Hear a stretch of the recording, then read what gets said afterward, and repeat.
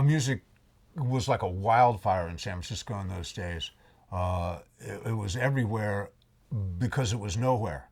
It was an underground phenomenon. So the group of people that ended up being the photographers, they were underground too. They were like the musicians, they were hippies, they were former beatniks, they were people that were nonconformists, and they gravitated towards this underground phenomenon.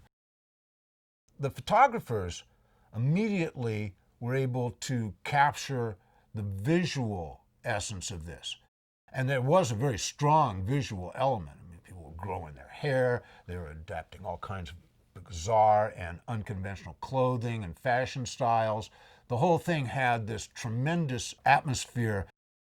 These photos are embedded in our cultural history. Well, the exhibit runs from Elvis Presley to the Sex Pistols. There's a complete arc from Elvis to Johnny Rotten. Not only are these California artists, and they're all California photographers, but they're people who came to California because you couldn't play rock and roll unless you came to California.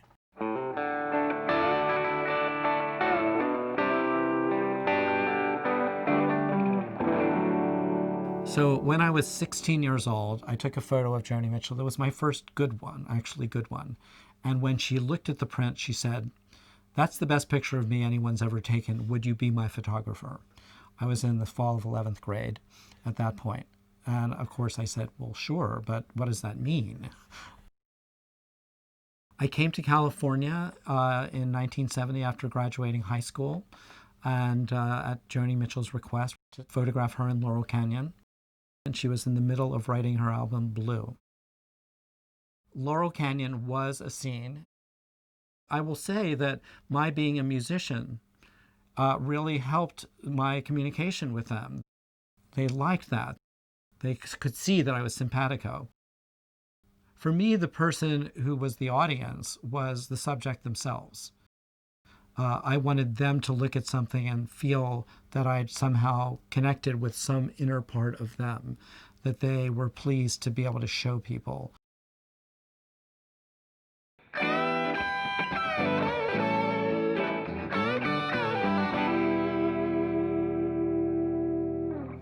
The camera to me has always been an entree into the scene I wanted to inhabit.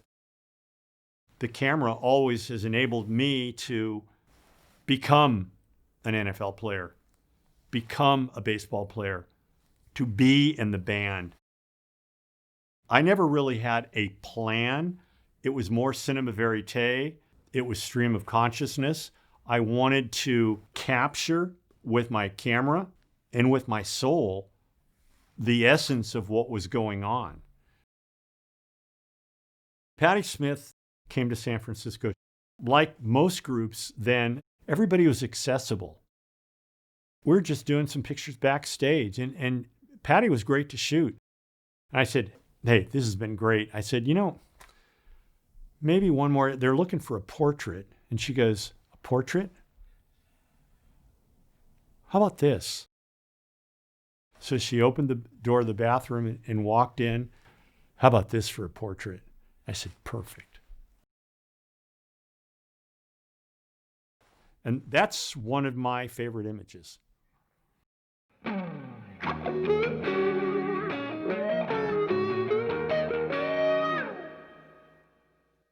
I think that Jim Marshall will be recognized in the way that Henri Cartier-Bresson is.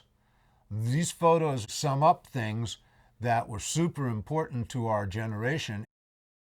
Those photos are here to stay. As a music photographer, Jim's role was to really become friends with the musicians and gain their trust.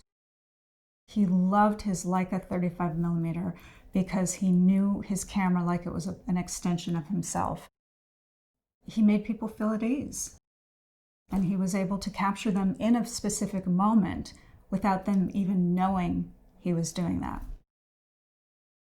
That sets him apart, especially in music photography. So you're not just seeing a live performance, somebody at the height as these gods, but then you're seeing them as human beings behind stage. And that's what Jim was really able to capture in his photography, the humanness of the musician. He really was able to capture the essence of a person. So it's not just their music, but it's also who they are and what they felt like, and how they conveyed it to the world. California Rocks, the criteria that I was using was, did I see the music? And I saw the music in every one of these photos. So if this works, we'll go to the exhibit and we'll just hear a symphony.